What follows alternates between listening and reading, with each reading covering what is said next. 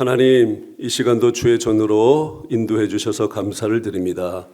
오늘 하루도 주님과 동행했던 복된 날인 줄 믿습니다.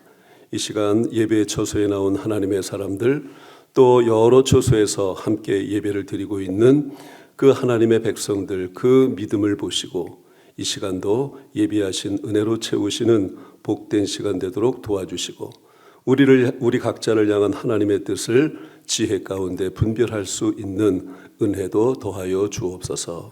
예수님의 이름으로 기도하옵나이다. 아멘.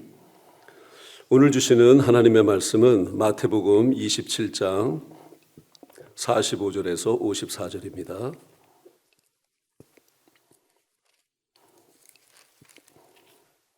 마태복음 27장 45절에서 54절. 신약성경 50페이지.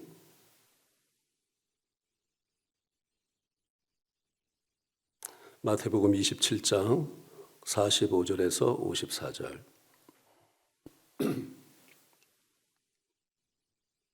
우리가 한 목소리로 봉독하겠습니다. 제6시로부터 온 땅에 어둠이 임하여 제9시까지 계속되더니 제9시쯤에 예수께서 크게 소리질러 이르시되 엘리 엘리 라마 사박다니 하시니 이는 곧 나의 하나님 나의 하나님 어찌하여 나를 버리셨나이까 하는 뜻이라. 거기 섰던 자 중 어떤 이들이 듣고 이르되 이 사람이 엘리야를 부른다 하고 그 중에 한 사람이 곧 달려가서 해면을 가져다가 신포도주에 적시어 갈대 꿰어 마시게 하거늘 그 남은 사람들이 이르되 가만두라 엘리야가 와서 그를 구원하나 보자 하더라. 예수께서 다시 크게 소리 지르시고 영혼이 떠나시니라. 이에 성소 휘장이 위로부터 아래까지 찢어져 둘이 되고 땅이 진동하며 바위가 터지고 무덤들이 열리며 자던 성도의 몸이 많이 일어나되 예수의 부활 후에 그들이 무덤에서 나와서 거룩한 성에 들어가 많은 사람에게 보이니라. 및 함께 예수를 지키던 자들이 지진과 그 일어난 일들을 보고 심히 두려워하여 이르되 이는 진실로 하나님의 아들이었도다 하더라. 아멘. 자, 오늘 본문 말씀 마지막 문장이 이는 진실로 하나님의 아들이었도다 하더라. 우리 모두의 신앙 고백인 줄 믿습니다. 이 신앙 고백 때문에 우리는 하나님의 자녀가 되는 권세가 회복된 줄 믿습니다. 그래서 우리 모두에게 오늘 마지막 54절에 고백된 말씀처럼 이는 진실로 하나님의 아들이었도다라고 하는 예수 그리스도를 향한 그 신앙의 고백 위에 우리의 구원과 또 믿음과 또 성화의 길들이 우리에게 계속 이어져 간다는 것입니다.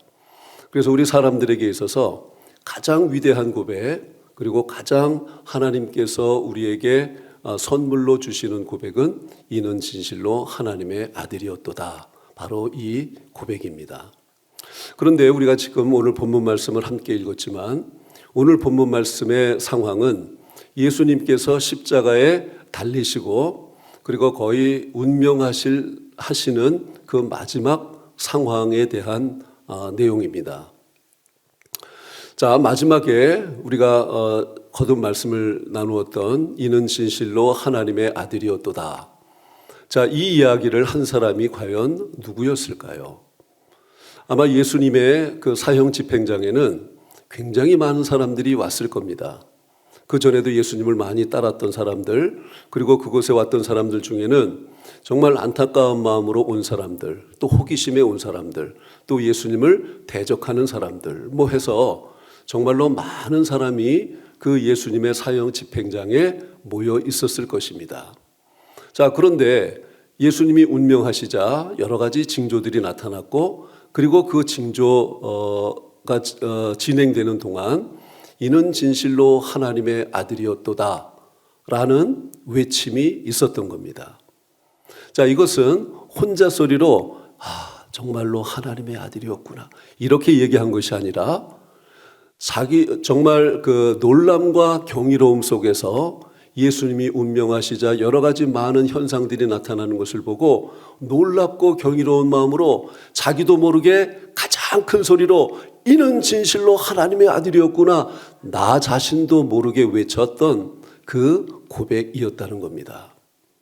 그러니까 이 사람이 이 고백을 할 때는 소위 얘기해서 자기 정신이 아니었던 거죠. 자기도 모르게 이런 감탄사 고백이 나올 수밖에 없었던 겁니다. 이 사람이 누구냐 하면 오늘 본문에 보면 로마의 백부장이었습니다. 그 사람은 예수님의 사형 집행을 하는 집행관이었죠. 그래서 가장 가까이에서 예수님이 사형이 집행되는 동안의 모든 과정들을 친밀하게 아주 근거리에서 그 모든 과정을 관찰하고 보았던 사람입니다.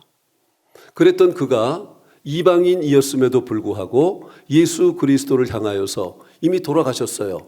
돌아가셨음에도 불구하고 예수님을 향하여 이는 진실로 하나님의 아들이었다. 이런 고백을 한 겁니다.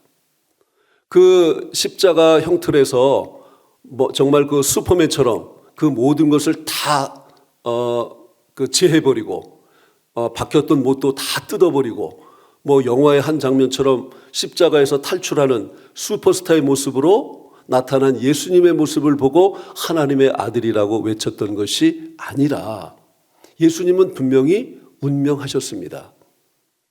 운명하셨음에도 불구하고 이 이방인 로마의 백부장은 이 운명하신 이분은 진실로 하나님의 아들이었다.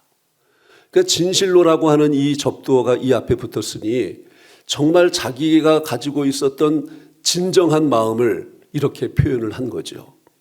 이미 이분은 비록 돌아가셨을런지 모르지만 정말 이분은 하나님이었다라는 이방인의 고백이었던 겁니다.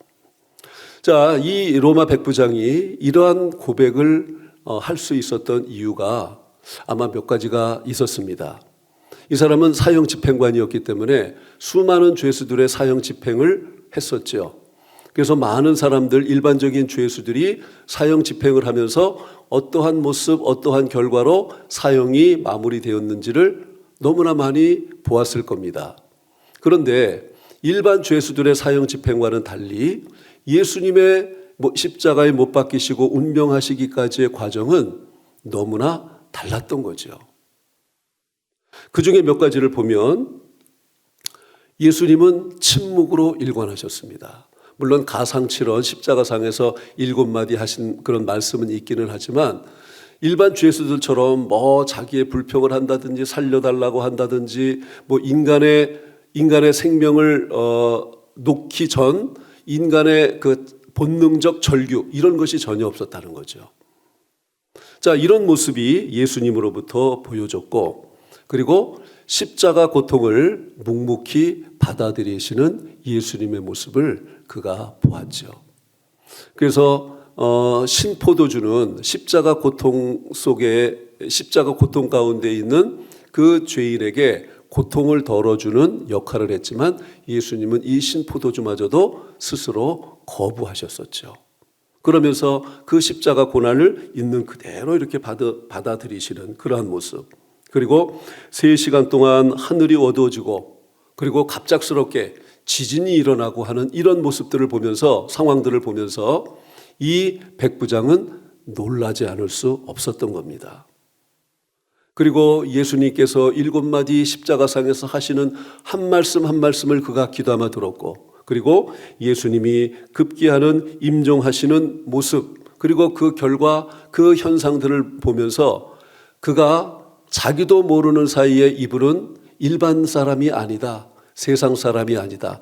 하나님이 아니시고는 하나님의 아들이 아니시고는 이러한 일이 일어날 수 없었다라고 구약에서 예언되었던 그리스도를 그가 기다린 사람이 아니었음에도 불구하고 그의 입술에서는 진정 하나님의 아들이었다. 이렇게 고백을 한 겁니다.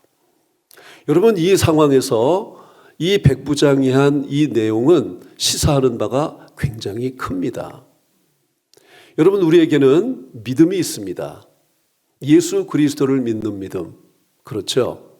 여러분 그런데 우리는 이 백부장처럼 예수님이 십자가상에서 돌아가실 때 현장에 없었습니다. 예수님의 제자들처럼 3년 동안 동고동락하지도 않았습니다. 그런데 2000년이 지난 지금 우리는 지금 성경에 기록되어 있는 백부장이 고백한 것과 같은 하나님의 아들을 우리는 구주로 영접하고 믿고 있습니다. 왜 그럴까요? 보지 못했습니다. 내가 느끼지 못했습니다. 환상으로라도 나는 그것을 대할 수 없었습니다. 일반적인 상황에서 예수 그리스도를 우리가 경험할 수 있는 상황은 전혀 없었지요. 그럼에도 불구하고 예수님이 돌아가신 지 2000년이 지난 지금 이 시대를 살아가는 우리가 그분을 구주로 영접하고 있다는 겁니다. 왜 그럴까요? 무엇 때문에 그럴까요? 여러분은 무엇 때문에 예수를 믿으십니까? 여러분은 무엇 때문에 예수님을 구주라고 고백하시고 이 백부장처럼 하나님의 아들인 것을 믿고 따르고 있습니까? 무엇 때문에? 전적인 하나님의 은혜입니다. 하나님의 은혜가 아니고는 이러한 고백을 할 수 없습니다. 지금 현 시대에 세상의 인구가 약 80억 정도 된다고 합니다. 그 80억 가운데 예수님을 구주로 영접하고 이제 구원받은 사람들이 약 20% 정도 된다고 하거든요. 그럼 나머지 80%는 아직 예수님을 영접하지 못한 사람들입니다. 자, 우리가 무엇 때문에 하나님은 우리가 어떤 면이 더 상대적으로 좋아 보이셔서 우리를 세상에 80억 인구가 있음에도 불구하고 앞선 사람으로 우리를 택해 주셔서 예수님을 믿을 수 있는 믿음을 갖게 하셨는가? 이것은 전적인 하나님의 은혜이기 때문에 우리는 감사할 수밖에 없는 것입니다. 하나님이 우리를 사랑하시는 그 증표로 선물로 주신 것을 우리는 받은 것뿐입니다. 우리가 예수님을 구주로 믿을 때 그리고 그 결과로 하나님의 자녀가 된 모든 과정 속에서 내가 한 것은 없습니다. 내가 어떠한 기여도 한 것이 없습니다. 그런데도 불구하고 우리는 지상에서 우리가 받을 수 있는 최고의 가치, 최고의 선물을 받은 자 된 삶을 지금 우리가 살아가고 있는 것이죠. 그래서 우리는 구원 앞에 우리들 스스로 아무것도 자랑할 것이 없다고 하는 사실을 우리는 잘 깊이 새기지 않으면 안 된다는 것입니다. 자, 그러나 하나님께서 우리에게 예수 그리스도를 믿을 수 있는 그 믿음을 주셔서 선물로 주셔서 우리가 예수님을 구주로 영접하는 은혜를 우리 가운데 입기는 했는데 그렇다면 우리 안에 있는 이 구원의 믿음을 나 혼자만 가지고 너만 혼자 구원받고 이 세상 살아가면서 그 구원의 감격을 너만 누려라? 그런 하나님의 의미는 아닙니다. 여러분, 구약에서 수많은 강한 나라가 있었지만 가장 약소국이라고 할 수 있는 이스라엘을 선택을 해서 인류 구원의 역사를 하나님이 이루셨죠. 자, 마찬가지로 내 스스로가 생각할 때 나는 연약합니다. 정말 지혜도 없을 뿐만 아니라 미련한 모습들이 우리 안에 얼마나 많이 있습니까? 또 우리는 얼마나 또 변덕도 많습니까? 또 우리는 얼마나 하나님 앞에 잘 삐집니까? 자, 이런저런 상황들을 보면 우리는 정말 하나님 앞에 구원을 얻을 수 있을 만한 조건을 내세울 것이 없습니다. 그렇지 않나요? 그럼에도 불구하고 하나님이 우리를 택하신 것은 우리를 통해서 아직 이 땅 가운데 이루어야 할 그리스도께서 감당하셨던 그 고난을 먼저 택한 우리를 통해서 하나님이 이루어 가시기 위해서 우리를 먼저 택하시고 이제 우리를 통해서 아직 구원되지 못한 나머지 사람들이 예수 그리스도를 주로 영접하고 우리와 같은 하나님의 자녀된 권세를 가질 수 있도록 우리로 하여금 이제는 복음의 통로가 되라고 하는 그 하나님의 명령이 그 안에 있다고 하는 사실을 우리는 잘 기억해야 합니다. 이것을 우리가 잘 기억하는 것과 그 기억하지 못하는 것은 우리의 삶에 있어서 방향과 그 질이 질적으로 달라질 수밖에 없습니다. 이것을 온전히 믿고 고백하고 살아가는 사람의 삶은 정말 두 눈이 또렷합니다. 그리고 그 삶이 명확합니다. 방향도 분명합니다. 그런데 그렇지 않은 사람들은 세파에 휘둘려서 마치 파도의 그 광풍에 흔들리는 돛담배처럼 바람이 동쪽으로 불면 동쪽으로, 서쪽으로 불면 서쪽으로, 이런 모습을 보이는 이런 삶의 모습을 나타낼 수밖에 없게 되는 것이죠. 그래서 우리 그리스도인들, 진정 구원의 감격을 가지고 있는 우리 그리스도인의 모습들은 그의 삶의 열매들을 보면, 또 그가 살아가는 여러 가지 상황들을 보면 저분의 구원이 정말로 인정할 만한 믿음이다. 그리고 저는 정말로 구원받은 사람이로구나, 우리가 객관적으로 알 수 있다고 하는 것이죠. 내 스스로가 그렇게 생각하는 것도 중요하지만 사람들이 인정을 하고 더 중요하게는 하나님이 인정하실 수 있는 그 믿음이어야 한다고 하는 것이죠. 그런데 오늘 본문에서는 이방인인 사형집행관 백부장이 여러 가지 나타난 상황들을 보고 예수님이 살아계신 진실로 하나님의 아들이었음을 그가 고백한 것을 볼 수 있고요. 이 백부장 외에도 예수님의 십자가를 지고 갔던 아리마대 요셉, 그는 로마의 공회원이었고 아주 부자였습니다. 그도 예수님의 십자가를 지기 전까지 그도 예수님을 믿는 사람이라고 볼 수 있는 증거는 없거든요. 그런데 예수님이 십자가에 달리시고 난 그 후에 예수님의 제자들마저도 무서워서 다 도망가 버린 그 상황에 이 아리마대 요셉은 예수님의 시체를 내게 달라고 가서 청원을 합니다. 그 청원 때문에 자기가 잡혀가거나 아니면 생명이 어떻게 될지도 모르는 그런 상황임에도 불구하고 그의 마음 가운데 그가 지고 갔던 그 십자가의 주인인 예수 그리스도가 자기의 구세주임을 그 사형장에서 이 백부장과 꼭 같은 고백과 그리고 믿음을 가질 수 있었던 것이죠. 또 한 사람이 있습니다. 예수님의 한편 강도, 당신의 나라에 임하실 때 나를 기억해 주십시오. 다 이방인들이었습니다. 여러분, 우리들도 이방인이었죠. 그렇죠? 우리가 아무리 모태신앙이라고 하지만 인격적으로 예수님을 만나기 전까지는 우리도 다 이방인이었습니다. 그런데 이방인이었던 우리가 하나님의 은혜로 성령의 감동하심으로 마치 베드로가 마태복음 16장 16절에서 주는 그리스도시요 살아계신 하나님의 아들입니다, 성령의 감동에 의해서 고백한 이 고백처럼 진실로 하나님의 아들이었다, 십자가에 달리신 예수 그리스도를 보고 이런 고백을 한 결과가 오늘 우리로 하여금 하나님의 자녀가 되는 귀한 신분의 변화, 그 권세를 가진 자들이 되었다라고 하는 것입니다. 그래서 여러분, 기독교 신앙은 이론이 아닙니다. 실제로 나타난 일을 직접 보고 그것을 증언한 사람들의 기록을 보고 믿는 겁니다. 물론 거기에는 성령께서 역사를 해 주시죠. 성경을 읽는다고 그 모든 사람이 다 예수님을 구주로 영접하는 것 아니죠. 서울의 어떤 교회에서는 정말로 하버드 대학을 졸업한 스님을, 한국 사람인데 스님을 초청을 해서 강연을 가졌습니다. 정말 이해하기 쉽지 않은 상황이죠.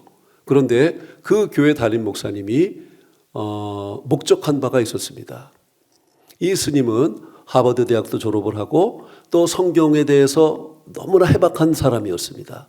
그런데 그가 그 교회에 와서 자기가 그렇게 성경을 보고 또 보고 해박한 지식을 가지고 있지만 보면 볼수록 성경은 믿을 게 못 된다라고 하는 것이 이 스님의 고백이었거든요. 그러니까 그 고백을 듣고 있던 그 성도들은 너무 감사했던 거예요. 하버드 대학을 졸업한 수재요.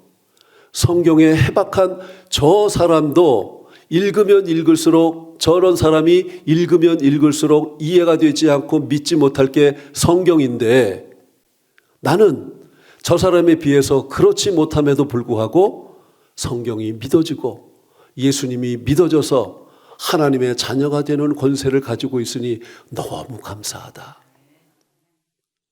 실제로 그렇지 않겠습니까? 그래서 우리가 예수 그리스도를 믿게 된 것은 우리가 직접 예수님의 돌아가심을 또 예수님과 함께 동거동락한 결과 때문에 예수님을 믿은 것이 아니라 예수님을 경험한 사람들이 직접적으로 보고 경험하고 느낀 것을 증언하고 기록한 것을 통해서 우리가 보고 듣고 성령의 감동하심에 예수님을 구주로 영접할 수 있게 되었다는 것입니다. 여러분, 오늘 본문에 예수님이 십자가에서 죽으실 때 이런 증거들이 나타났죠. 51절에서 53절을 보면 이렇습니다. 우리가 같이 한번 또 읽어볼까요? 이에 성소 휘장이 위로부터 아래까지 찢어져 둘이 되고 땅이 진동하며 바위가 터지고 무덤들이 열리며 자던 성도의 몸이 많이 일어나되 예수의 부활 후에 그들이 무덤에서 나와서 거룩한 성에 들어가 많은 사람에게 보이니라. 자, 보세요. 성소의 휘장이 찢어지고 무덤이 열려서 죽었던 사람이 일어나고 예수님이 부활하신 이후에 그 사람들이 죽었던 사람들인데 성내에 들어가서 다른 사람들과 같이 이전과 같이 죽기 전의 모습으로 그들과 같이 그들에게 보였다고 하는 사실이 오늘 본문에 기록이 되어 있죠. 자, 이러한 우리로서는 기적, 하나님으로서는 일반적인 이 상황이 이것을 경험하고 기록한 것 또 증언한 것을 우리에게 남겨주어서 우리로 하여금 이것을 보고 듣고 또 성령의 감동하심으로 우리가 예수 그리스도를 믿을 수 있게 또 고백할 수 있는 믿음을 가질 수 있도록 은혜가 우리에게 임했다고 하는 사실이죠. 그래서 기독교가 최근에 들어올수록 기독교 신앙에 대한 평가들이 굉장히 다양합니다. 견해들도 다양하고 굉장히 참 복잡하게 꼬인 것 같은 이런 어떤 현상들이 세기말이 될수록 더 많이 나타나는데, 그러나 기독교 신앙은 그 기독교 신앙의 주제는 아주 단순합니다. 한마디로 표현하면 오늘 27장 54절에 백부장이 기록한 것과 같이 예수 그리스도를 어떻게 믿느냐, 진실로 하나님의 아들임을 고백하는 것, 이것 외에는 다른 게 없다는 겁니다. 이것 외에 다른 가르침이 필요 없다는 겁니다. 강단에서 설교하는 그 설교 내용에 예수 그리스도가 살아계신 하나님의 아들이라고 하는 이 진리 외에 그 어떤 진리가 필요하겠습니까? 그러니까 사실 기독교 신앙의 주제는 아주 단순한 것인데 사람들이 머리만 커져서 기독교 신앙을 왜곡하고 자신의 지식을 자랑하고 인간의 욕심으로 자신을 드러내려고 하는 이러한 잘못된 기준들 때문에 우리 신앙의 기준이 왜곡되거나 다른 방향으로 흘러가 버리는 일들이 우리 가운데 있다고 하는 사실이죠. 그런데도 그것을 믿는 사람들이 있어요. 안타까운 일이지 않을 수 없습니다. 그래서 참 기독교 신앙 여부는 오늘 백부장이 고백한 것과 같은 진실로 하나님의 아들이었다고 예수님에 대해서 고백하는 그 신앙 고백이면 충분하다는 겁니다. 그리고 그분이 나를 위해서 십자가에서 내 죄를 대속하셨다고 하는 이 고백 하나면 충분하다는 겁니다. 다른 그 어떤 것 필요 없다고 하는 것이죠. 왜냐하면 예수 그리스도가 참 생명이요 영원한 생명이요 그로 말미암지 않고는 구원에 이룰 수 없기 때문이라고 하는 것입니다. 여러분, 그렇다면 우리가 만약에 예수님이 오늘 마태복음 27장에 우리가 본문 가운데 읽었던 예수님이 십자가 집행을 당하시는 그 현장에 내가 있었다면 나는 과연 예수님을 향해서 진실로 하나님의 아들이었다. 이렇게 고백할 수 있었을까? 그럴 수도 있고 아닐 수도 있겠죠. 그런데 아닐 수도 있다면 안 되겠죠. 정말로 우리는 예스여야 합니다. 어떤 상황에서도 예수 그리스도는 하나님의 아들이시고 내 죄를 대속하신 나의 구주라고 하는 이 분명한 고백은 우리에게는 늘 예스여야 합니다. 어떠한 상황에 있든 어떠한 환경에 처하든 내 감정이 어떻든 이것과 관계없이 우리에게는 예수 그리스도는 하나님의 아들이시요 내 죄를 대속하신 나의 구세주 주님이시다. 이 고백이 우리에게 자발적으로 아주 자연스럽게 고백되어져야 한다는 것이죠. 그리고 그 주님이 다시 너희가 올라감을 본 그대로 다시 재림하실 것이다라는 천사의 이야기처럼 이제 그 주님이 다시 재림하시겠다고 약속해 주셨습니다. 오늘 밤에라도 오실지 내일 오실지 뭐 10년 후에 오실지 우리는 알 수 없지만 지금 만약에 예수님께서 재림해서 오셨다면 과연 나는 그 재림하신 예수님을 내가 믿고 나를 구원하신 그 구세주 주님으로 나는 영접할 수 있을 것인가? 우리는 그럴 수 있을 것이라고 믿고 있지만 실제로 그럴 수 있을 것인가? 제가 신학대학원을 두 군데를 다녔습니다. 그런데 첫 번째 다닌 데는 다니다가 자퇴를 했습니다. 이유가 뭐냐면 정말로 전통이 있고 역사가 깊은 그런 아주 잘 알려진 그런 이제 학교였는데 수업 중에 한 얘가 성경의 내용을 부인하는 이런 교수들이 있어요. 어떤 경우에는 긍정도 부정도 하지 않아요. 너무 큰 충격을 받았습니다. 이 재림과 관련해서는 신약 교수인데 자기는 그러더라고요. 나는 성경에 있는 대로 예수님이 가신 모습 그대로 다시 오실 것이라는 이 말을 자기는 믿지 않는답니다. 신약 교수예요. 미국에서 신약 박사 학위를 받은 사람이에요. 그래서 고민하다가 그러니까 수업 시간에는 전쟁이었죠. 그야말로 총과 칼만 안 들었지 그야말로 신앙적 어떤 색깔로 인해서 그야말로 전쟁이었습니다. 결국은 그 학교를 저는 이 학교는 나하고는 맞지 않다 해서 이제 그 학교는 이제 나오게 된 경험이 있거든요. 그러니까 여러분 신학 박사라고 신앙이 있다고 100% 말할 수는 없다고 하는 겁니다. 우리가 지금 교회 공동체 안에 있다고 우리의 믿음이 하나님이 인정하실 수 있는 믿음이라고 우리들 스스로 생각할지 모르지만 혹시 아니라면 이거 큰일이죠. 그래서 여러분 우리가 정말 평생 동안 예수 그리스도를 믿고 또 예배를 드리고 또 평생 신앙생활을 했고 그런데 어느 날 문득 내게 구원이 없네? 라고 하는 이런 어떤 신앙적 자신의 모습을 보게 되었다면 이거 얼마나 비극입니까?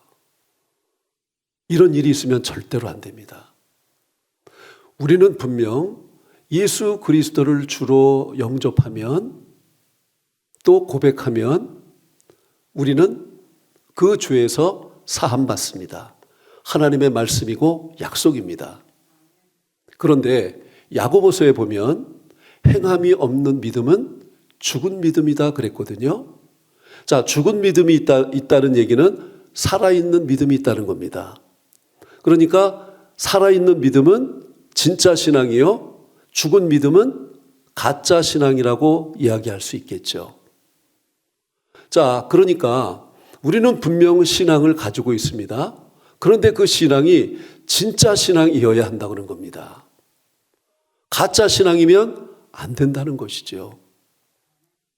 우리는 여러 가지 상황들 속에서 나는 구원을 받았다라는 확신을 갖고 실제로 구원받은 사람으로서 삶을 살아가는 것은 너무 귀한 것인데, 혹시 그렇지 않다면 내 삶은 절망적일 수밖에 없는 거죠. 그런 일들이 우리 가운데 있어서는 안 된다는 겁니다. 그렇다면 과연 나는 살아있는 믿음, 진짜 믿음, 하나님이 인정하시는 그러한 믿음을 가지고 있는 사람인가? 우리 모두는 그럴 거라고 저는 기대합니다. 자, 제가 지금 드리는 몇 가지 사례 또는 상황을 한번 되새겨 보시면서 이러한 것에 내 마음이 실제로 부합이 된다면 우리는 하나님의 자녀이지만, 제가 몇 가지를 말씀을 드릴 건데 그 몇 가지가 하나도 나에게 부합하지 않는다. 그러면 나 스스로를 다시 한번 점검해 봐야 합니다. 그리고 예수 그리스도가 정말 나의 구세주인지 하나님 앞에 두 손 들고 나아가서 정말로 낮은 마음으로 하나님 앞에 나를 보여드리고 하나님 앞에 간구하고 정말 거듭난 신앙인인지 여부를 우리는 확인할 필요가 있다는 것이죠. 여러분, 우리가 예수 그리스도를 구주로 영접한 사람에게 이러한 특징들이 나타납니다. 어떤 특징들이냐면 그 마음속에 늘 갈망하는 것이 있어요. 그게 뭐냐면 예수님과 영적으로 늘 연합하기를 원하는 갈망이에요. 그렇지 않을까요? 내가 예수 그리스도의 피 공로로 내가 구원을 얻은 것이 내 안에 확신된다면 내가 그분의 것이니까, 내가 그분 안에, 그분이 내 안에 계시니 내가 어느 상황에서라도 그분 안에 있기를 내가 원하지 않을까요? 그리고 그분의 품을 벗어난 것 같다고 느낌이 들면 내가 지금 잘못된 자리에 있구나, 빨리 다시 주님 품으로 돌아가야지, 이러한 마음의 갈망이 자연스럽게 나타나지 않을까요? 구원을 받은 사람이라면 이러한 갈망이 자연스럽게 나타난다고 하는 거죠. 그래서 죄를 멀리하려는 마음, 그리고 어떠한 어렵고 절망적인 상황이라고 할지라도 예수 그리스도에게 다시 돌아가서 예수 그리스도 안에서 내 영혼과 마음을 지키려고 애쓰는 모습들이 내 마음의 소원으로 나타나게 된다고 하는 겁니다. 이런 갈망이 우리에게 있기를 소원합니다. 그리고 예수님의 성품이 그대로 나타날 수밖에 없죠. 왜요? 내가 예수님 안에, 예수님이 내 안에 계셔서 예수님과 내가 하나가 된다면 예수님의 성품이 내 안에, 내 삶 속에서 그대로 열매로 나타납니다. 예수님을 닮은 열매가 성령의 9가지 열매입니다. 사랑과 희락과 화평과 오래 참음과 자비와 양선과 충성과 온유와 절제. 우리가 이것을 100% 완벽하게 맺을 수는 없습니다. 왜냐하면 우리는 각자 신앙의 수준이 다르고 또 우리는 성화되는 과정 속에 있기 때문에 우리가 주님 앞에 서는 그날까지 간다고 해도 100%의 성화는 우리에게 이루어지기가 어렵습니다. 불가능하다고 보아야 합니다. 그러나 그러한 열매가 우리의 삶 속에서 맺어지는 것들이 조그맣게라도 내 신앙의 수준에 맞게는 열매 맺어야 된다고 하는 거죠.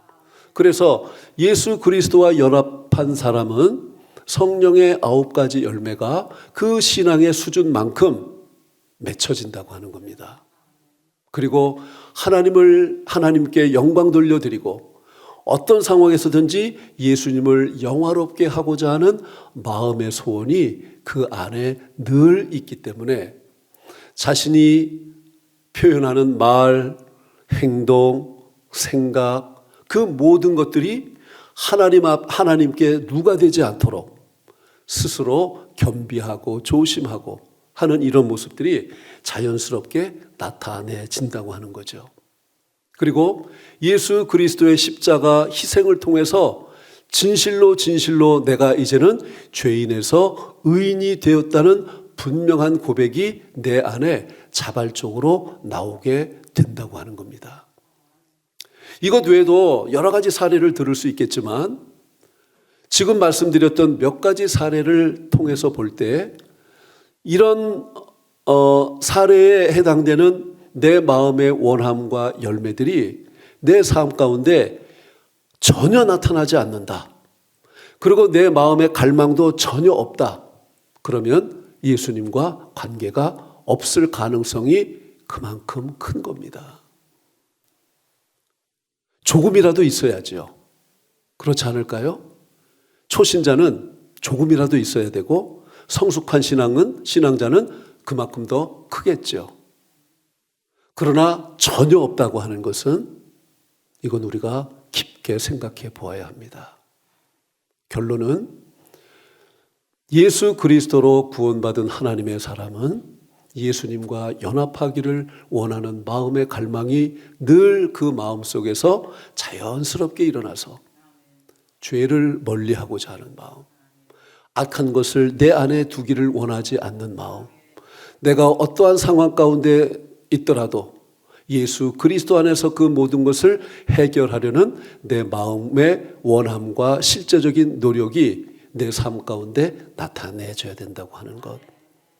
그리고 내 삶의 목적은 하나님의 영광을 위해서 살아가야 한다고 하는 것. 그래서 내 삶을 내 마음대로 사는 것이 아니라는 분명한 기준을 가지고 살아가는 사람. 그리고 예수님의 성품인 성령의 9가지 열매가 어떤 형태로든 맺어지는 그 나의 모습. 그리고 예수님의 십자가 희생이 나에게 있어서 자연스럽게 나에게 고백되어지는 그 의로운 고백이 내게 있을 수만 있다면 우리는 하나님 안에서 하나님의 자녀된 권세로 하나님이 인정하시는 그러한 믿음의 소유자인 것입니다. 그래서 우리는 교회 안에서의 모습이 아니라 교회 밖에서의 모습이 중요하고 많은 사람들 있는 곳에서의 내 모습이 아니라 나 혼자 있을 때의 내 모습이 중요한 겁니다. 그때가 진짜 나의 모습입니다. 왜요? 다른 사람들 눈 의식하지 않거든요. 나에게 가식이 없거든요. 나 혼자 있는데 내가 가식적인 행동을 안 하죠. 교회 안에 있는데 내가 막 거짓말하고 상스러운 이야기하고 뭐 이런 이야기 못하지요. 그런데 교회 밖에 나가서는 그런 말을 한다는 겁니다. 그런 행동을 한다는 겁니다.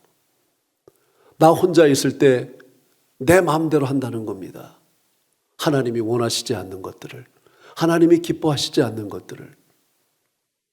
그러면 하나님이 인정하시기에는 많이 부족한 거죠. 그래서 우리는 꼭 기억해야 합니다.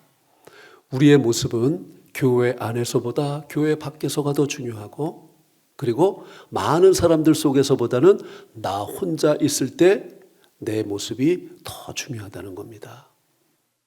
그래서 여러분, 예수 그리스도의 십자가 희생을 통해서 우리를 핏값으로 사주셨으니 그에 걸맞는 하나님의 자녀된 권세를 가진 그 하늘나라의 레벨에서 우리의 삶을 살아가는 진정한 하나님의 자녀된 권세를 누리시고 펼치시고 발휘하실 수 있는 여러분 모두가 되셔서 하나님이 인정하시고, 그래서 내 안에는 늘 평안과 기쁨과 감사와 승리의 깃발을 늘 높이 들어올릴 수 있는 승리자들로 살아가시는 여러분 모두가 되시기를 주님의 이름으로 축복합니다. 기도하겠습니다. 하나님 아버지, 감사합니다. 예수 그리스도의 피값으로 우리를 사주셨는데 과연 우리는 진정으로 예수 그리스도를 주님으로 영접해서 하나님의 자녀가 되었는지, 하나님 몇 가지 사례들을 보면서 우리들 신앙을 점검해 볼 수 있는 시간을 가졌습니다. 하나님 아버지, 우리의 삶 속에서 예수 그리스도와 하나 된 모습이 우리에게 늘 있기를 원합니다. 그래서 예수님의 성품이 우리의 삶의 열매로 나타나기를 원합니다. 그래서 어떠한 상황 환경 가운데 있든지 우리는 하나님이 기뻐하시고 하나님이 영광 받으시는 모습들이 우리에게 늘 있게 하셔서 하나님의 자녀된 권세를 풍성하게 누리고 발휘해내는 이 땅의 작은 예수로서의 모습을 늘 갖추게 하여 주옵소서. 예수님의 이름으로 기도하옵나이다. 아멘. 하늘에 계신 우리 아버지여, 이름이 거룩히 여김을 받으시오며 나라의 마옵시며 뜻이 하늘에서 이룬 것 같이 땅에서도 이루어지이다. 오늘날 우리에게 일용할 양식을 주옵시고 우리가 우리에게 죄 지은 자를 사하여 준 것 같이 우리 죄를 사하여 주옵시고 우리를 시험에 들게 하지 마옵시고 다만 악에서 구하옵소서. 나라와 권세와 영광이 아버지께 영원히 싸움나이다. 아멘.